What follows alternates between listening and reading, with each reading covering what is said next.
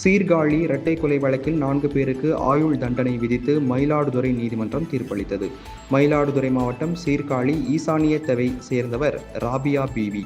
இவரது மகள் சமீரா பானுவும் மாமியார் சுஜிதா பீவியும் கடந்த 2011ஆம் ஆண்டு மர்ம நபர்களால் படுகொலை செய்யப்பட்டனர்.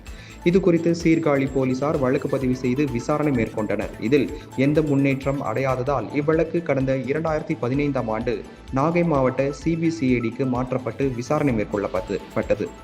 இந்த கொலை வழக்கில் கடந்த 2018ஆம் ஆண்டு கடலூர் மாவட்டத்தை சேர்ந்த தினேஷ்குமார், சுரேஷ்குமார், கமல், ஆனந்த் ஆகியோரை சிபிசிஐடி போலீசார் கைது செய்தனர். இவ்வழக்கு மயிலாடுதுறை மாவட்ட அமர்வு நீதிமன்றத்தில் நடைபெற்று வந்தது. இந்த வழக்கை விசாரித்து தீர்ப்பளித்த நீதிபதி விஜயகுமாரி, கொலையாளிகள் 4 பேருக்கும் வாழ்நாள் சிறை தண்டனையும் தலா 6000 ரூபாய் அபராதமும் விதித்து உத்தரவிட்டார்.